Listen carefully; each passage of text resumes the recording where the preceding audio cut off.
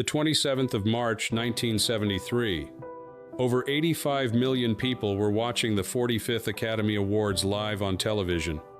Marlon Brando had just won his second Oscar for The Godfather, a film that grossed more than $245 million worldwide and revived his career at age 48. He did not show up. Instead, a 26-year-old Native American activist walked onto the stage and refused the award on his behalf, citing Hollywood's treatment of indigenous people. The most powerful man in American cinema had just rejected the industry's highest honor in front of the entire nation. Why would a man who fought his way back to the top choose that exact moment to burn the throne? Just 12 months before that night, Marlon Brando was considered finished. Throughout the 1960s, a string of commercial failures had nearly erased his dominance. Studios labeled him unreliable. Directors called him impossible. By 1970, his box office power had collapsed. Then came 1972. The Godfather opened and rewrote history. The film earned over $245 million worldwide, an extraordinary number for its time. Brando's screen time was under 1 hour. Yet every gesture, every whisper, every pause became iconic. He had stuffed cotton into his cheeks during his audition to create the heavy jaw of Don Vito Corleone. Paramount executives had demanded a screen test because they didn't trust him anymore. He proved them wrong in a single reel. At 48 years old, he had done what almost no actor in Hollywood had ever done. He resurrected himself at the peak level. 18 years after winning his first Oscar for On the Waterfront in 1955, he was back on that same stage as the industry's most powerful man. He had beaten the system. And then instead of accepting its crown, he rejected it in front of 85 million viewers. Was this courage? Or was it the first visible crack in a man who never truly wanted the throne in the first place? Long before he stood at the center of Hollywood, and long before he rejected its highest honor, Marlon Brando learned what power felt like inside a house that did not feel safe. He was born on the 3rd of April, 1924, in Omaha, Nebraska. His father, Marlon Brando Sr., was a pesticide salesman, disciplined, emotionally distant, often cold. His mother, Dorothy Dodie Brando, was talented, artistic, and alcoholic. She would disappear for days. She would drink in front of her children. She would promise to change. She rarely did. The home was not poor, but it was unstable. Brando later said he never felt seen by his father. He felt judged, mocked, measured, and found lacking. The man in the house was authority without warmth, structure without empathy. And the boy reacted the only way he knew how. He resisted. In school, he challenged teachers. At 16, he was sent to Shattuck Military Academy. The goal was discipline. What they got was rebellion. He refused to follow orders. He violated curfews. Eventually, he was expelled. Authority did not earn his respect. It triggered his defiance. But there was something else forming beneath the anger. His mother loved theater. She performed in local productions. She introduced him to stage work. In small school plays, Brando discovered something: dangerous attention. When he performed, people looked at him. They listened. They reacted. It was the first time he felt powerful without fighting. That combination, craving recognition while distrusting authority, would define him for the rest of his life. After high school, he followed his older sister to New York. He enrolled in acting classes. There, he met Stella Adler. She did not teach him to pretend. She taught him to remember, to dig into personal pain, to use real emotion as fuel. Method acting was not about technique. It was about exposure. Brando did not create characters. He tore pieces out of himself and placed them on stage. The pain of a neglected son, the anger toward a controlling father, the loneliness of never feeling secure. These were not performances. They were confessions disguised as roles. But confession has a cost. When you build a career on emotional truth, you never truly leave it behind. The line between art and identity blurs. The wound stays open because it is useful. By the time he entered Hollywood in the early 1950s, Brando was not just an actor. He was a man who had learned that power could be seized by refusing to conform. He had grown up watching authority disappoint him. So, when Hollywood eventually tried to crown him, to reward him, to control him, to package him, was it inevitable that he would resist it the same way he resisted his father's voice decades earlier?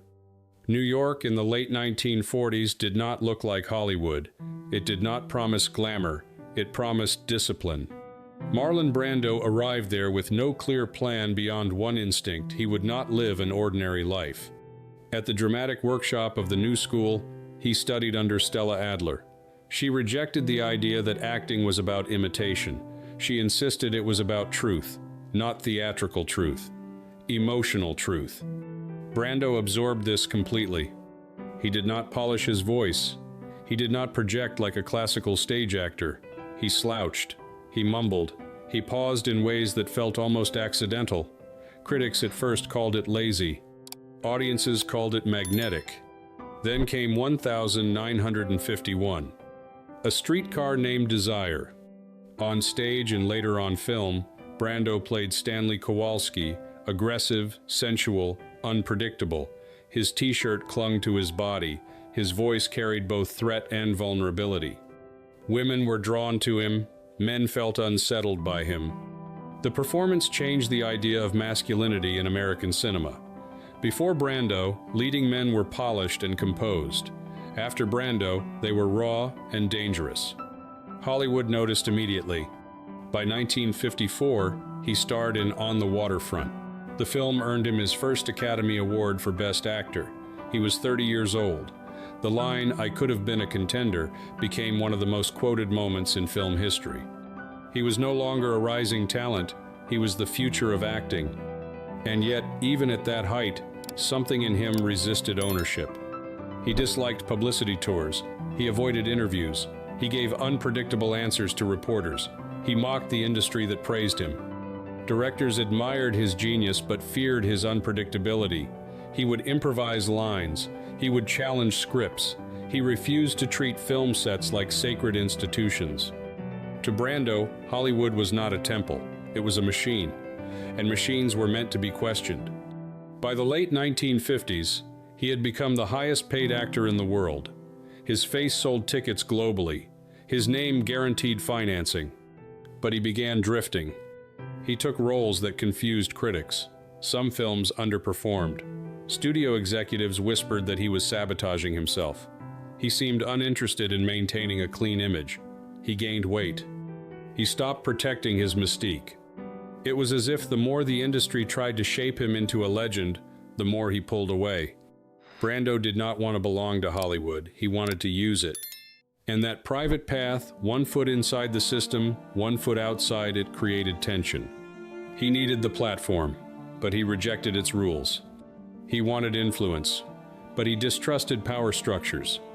This contradiction did not explode immediately. It simmered through the late 1950s and into the 1960s. His box office draw weakened. Major productions became unstable. Directors complained about his indifference. The golden boy of American cinema was slowly becoming a liability. But perhaps the deeper shift was internal. He had mastered the art of becoming someone else. He had mastered commanding a room without raising his voice. He had mastered the illusion of control. Yet the more power he gained, the more he seemed uncomfortable holding it. Was he building a career, or quietly preparing to challenge the very throne he was climbing toward? By the mid-1960s, the narrative had shifted. Marlon Brando was no longer the untouchable revolutionary of acting. A series of expensive films underperformed. Mutiny on the Bounty in 1962 became infamous for production chaos and budget overruns that exceeded $6 million beyond estimates, an enormous sum at the time. Brando was blamed for delays, script disputes, and clashes with directors. Studios began labeling him box office poison. The industry that once celebrated his unpredictability now framed it as irresponsibility. His salary remained high, but his leverage weakened. The throne was still there, but it was no longer secure. Throughout the late 1960s, Hollywood was changing. A new generation of filmmakers was rising. Younger actors were emerging. Brando, once the symbol of rebellion, suddenly looked like a relic of another era. Then, in 1971, a script landed in his hands. The Godfather. Paramount Pictures did not want him.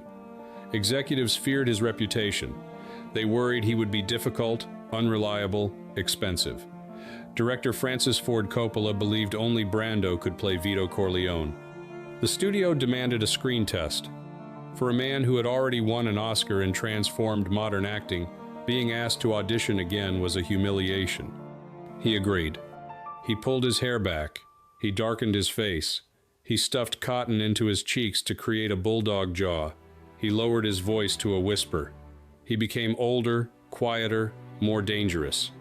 When the footage was shown to executives, resistance collapsed. The film was released in March 1972. It grossed over $245 million worldwide and became the highest-earning film of its time. Brando's performance was instantly mythic. He appeared for less than an hour on screen, yet dominated the cultural conversation for years.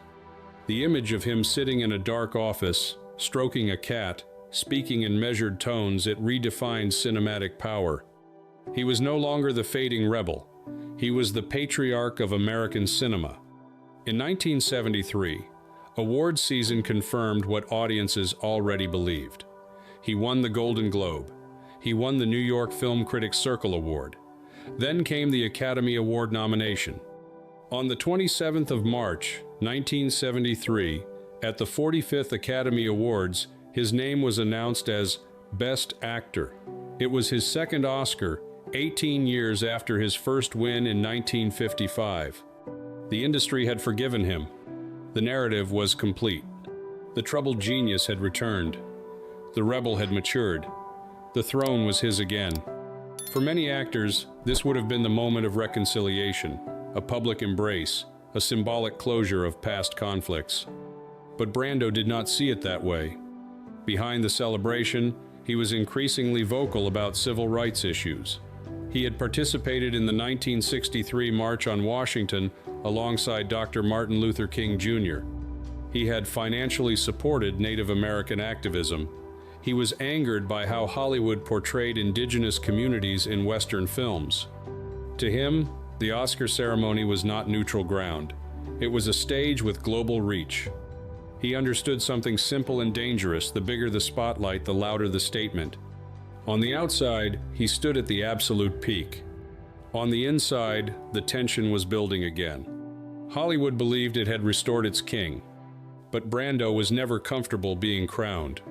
The question was no longer whether he could dominate the industry. He had already proven that twice.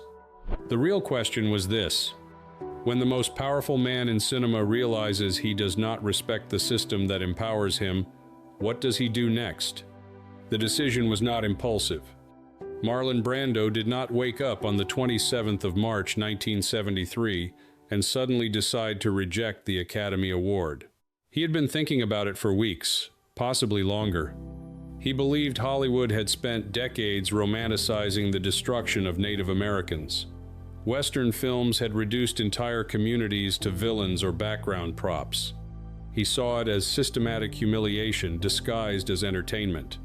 The Oscar stage, watched by more than 85 million viewers that year, was not simply an awards show, it was a cultural megaphone. Brando prepared a 15-page statement explaining his refusal.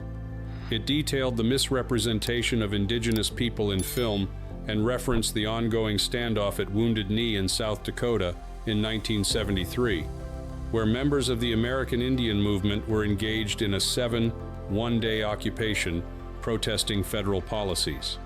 He knew exactly what he was doing. Instead of attending, he sent Sachin Littlefeather, a 26-year-old Apache activist and aspiring actress. She wore traditional dress. She carried his message. When Roger Moore and Liv Ullmann announced Brando as Best Actor, applause filled the Dorothy Chandler Pavilion. Littlefeather walked to the microphone. She held up her hand gently when Moore tried to hand her the Oscar. She declined it. She delivered a brief 6-second statement because producers had warned her she would be removed from the stage if she spoke longer. Some audience members applauded, others booed. Reports later claimed that John Wayne, furious backstage, had to be physically restrained from confronting her. The moment lasted less than a minute, but it detonated across America. The next morning, newspapers framed the act in dramatically different ways. Some praised Brando's courage, others labeled him arrogant, ungrateful, attention-seeking. Hollywood insiders were not amused. Many actors privately supported civil rights causes. Few were willing to weaponize the Oscar ceremony itself. Brando had turned the industry's most sacred ritual into a protest stage. The Academy later said he had the right to refuse, but relationships shifted, invitations cooled, projects grew complicated. Power in Hollywood is rarely removed openly. It erodes quietly. Brando insisted his action was moral, not theatrical. He later said, "If we are going to honor a man for something he has done, then we should honor the truth about what we are doing as a country." But something deeper was also visible. For decades, he had battled authority figures, his father, studio executives, directors. The Oscar was more than a trophy. It was validation from the same system he distrusted. Accepting it would have meant reconciliation. Rejecting it meant control. He would not be owned. Not by a studio, not by an award, not by public expectation. Yet rebellion has consequences. In the months following the ceremony, he noticed the temperature shift. The phone did not ring as often. Scripts came with conditions. Studios demanded stricter oversight. He was still famous, still respected, but no longer comfortably embraced. The throne he refused did not disappear. It simply became more distant. Was this the price of integrity, or the beginning of a slow isolation that even he did not fully anticipate? After the Oscar protest, Marlon Brando remained visible, but the relationship between him and Hollywood was never the same. Studios still wanted his name on posters, but they wanted predictability. They wanted insurance guarantees. They wanted a version of Brando that fit inside a production schedule. That version did not exist. In 1979, he took on the role of Colonel Kurtz in Apocalypse Now. The production was already unstable. The budget had spiraled past $20 million. Typhoons had destroyed sets. Actors were struggling. When Brando arrived in the Philippines, he was reportedly overweight and had not fully prepared the script. Director Francis Ford Coppola had to rework scenes around him. Much of Kurtz's dialogue was improvised or reshaped to accommodate Brando's presence. Yet on screen, he was hypnotic. He appeared mostly in shadows, his head shaved, his voice calm and philosophical. Kurtz spoke about horror, power, corruption, a man who had stepped outside the system and declared it broken. The parallels were difficult to ignore. Once again, Brando played a figure who had gained immense authority and then retreated from civilization, disillusioned by its hypocrisy. But behind the artistic intensity, there was erosion. His weight fluctuated dramatically. He struggled with emotional eating. He avoided long press tours. He withdrew socially. Friends described him as brilliant one moment and unreachable the next. Financial pressures also increased. Despite earning millions across decades, Brando's spending was enormous. He supported extended family members. He maintained properties in Tahiti and Los Angeles. Divorce settlements accumulated. To sustain his lifestyle, he accepted roles for large paychecks, sometimes appearing briefly on screen for significant sums. The mystique remained, but the artistic fire felt inconsistent. Critics began describing him less as a revolutionary and more as a cautionary tale. And then came the deeper fracture, not professional but personal. In the late 1980s and early 1990s, his family life unraveled publicly. In 1990, his son, Christian Brando, shot and killed the boyfriend of his half-sister Cheyenne at the Brando family home in Los Angeles. The case dominated headlines. Christian later pleaded guilty to voluntary manslaughter and served prison time.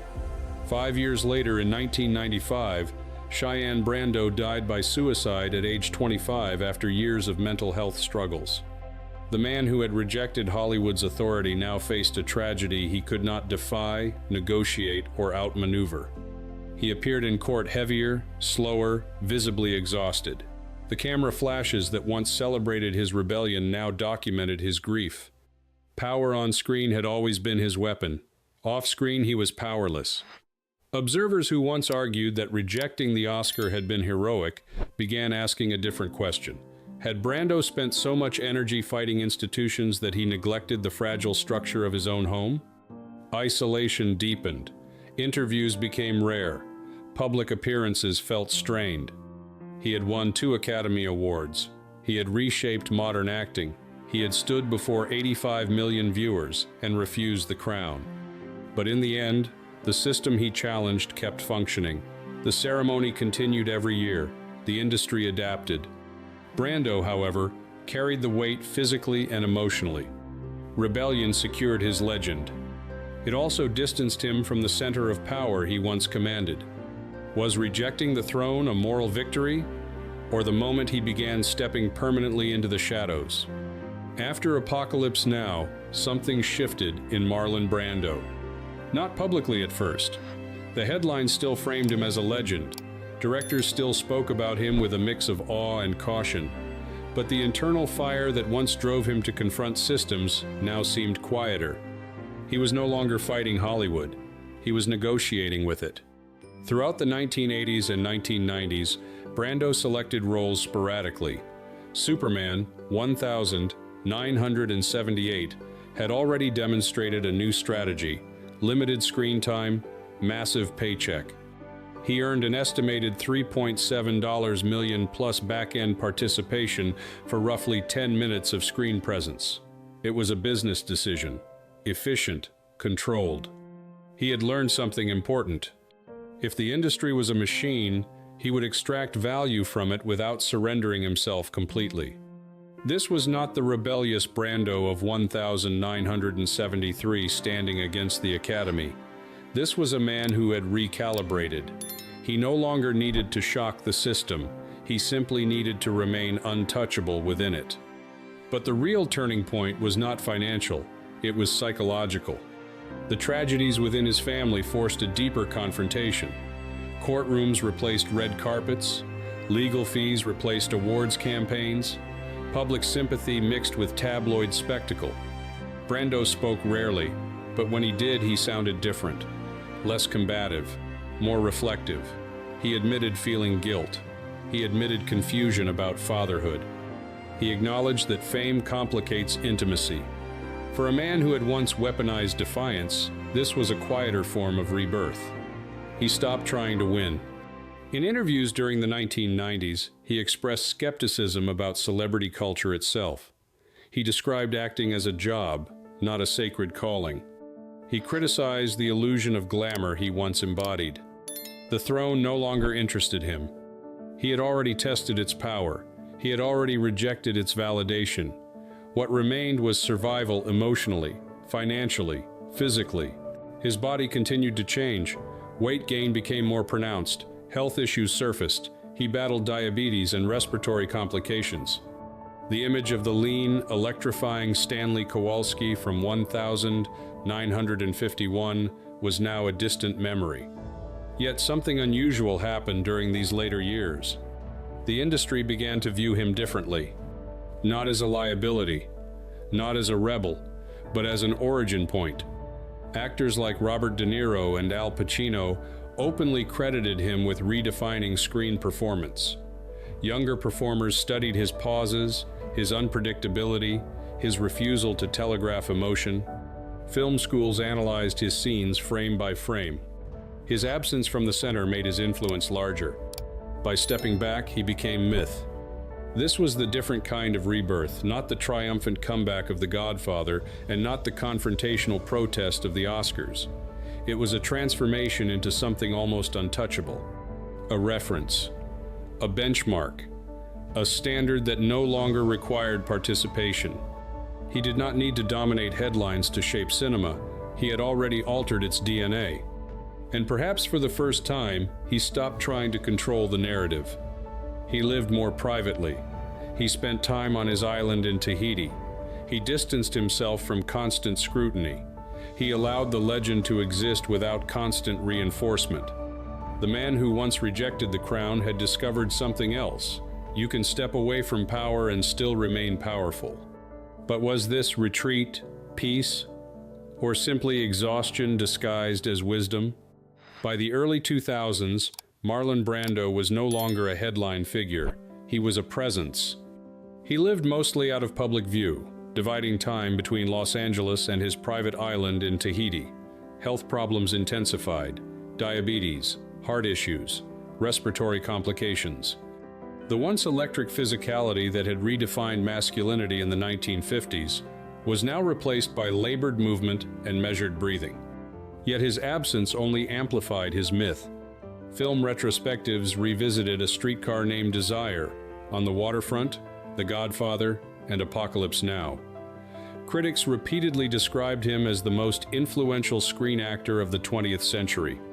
Acting schools dissected his pauses. Directors studied how he used silence as leverage. He had altered the emotional grammar of cinema. Before Brando, leading men delivered lines cleanly and confidently. After Brando, vulnerability became power. Hesitation became intensity. Stillness became dominance. Even the industry he once challenged quietly absorbed his methods. The Oscar protest of 1973, initially framed as scandalous, gradually entered cultural history as one of the most controversial political gestures ever made at an awards ceremony. Decades later, it would still be replayed, debated, reassessed. Some called it courageous, others called it self-indulgent. But it was never forgotten. That, perhaps, was the point. When Brando died on the 1st of July 2004, at age 80, tributes flooded in from across the world. Actors who had never met him described him as their foundation. Directors called him irreplaceable. Critics admitted that no performance style after 1951 was untouched by his influence. He left behind 2 Academy Awards, dozens of films, and an acting legacy that reshaped modern storytelling. He also left behind contradictions. A man who demanded authenticity in art, yet struggled with consistency in life. A rebel who challenged authority, yet occasionally isolated himself from those closest to him. A performer who exposed emotional truth on screen, yet guarded his own vulnerabilities fiercely off-screen. His life did not resolve neatly.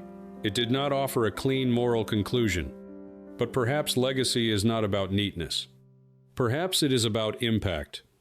Brando rejected the throne publicly in 1973. Yet half a century later, his shadow still stretches across the very stage he once refused to stand on. Is that the ultimate form of power, to step away from the crown and still define the kingdom? On the 27th of March, 1973, a golden statue stood under bright lights, waiting to be accepted. A chair remained empty. Marlon Brando did not walk onto that stage. He did not thank the Academy. He did not smile for the cameras. He allowed silence to speak louder than applause. At that moment, he fractured the illusion that success requires submission. But rebellion does not erase consequence. It reshapes it. The industry continued. The Oscars returned every year. Hollywood adapted. Brando moved further from the center, carrying both the weight of his defiance and the weight of personal tragedy. In the end, he proved something uncomfortable. Power is not only about winning, it is about deciding what you refuse. He won 2 Academy Awards. He changed acting forever. And on the night the world was ready to crown him again, he chose not to bow. The question that lingers decades later is simple, but unsettling. Did Marlon Brando reject Hollywood? Or did he finally reject the need for its approval?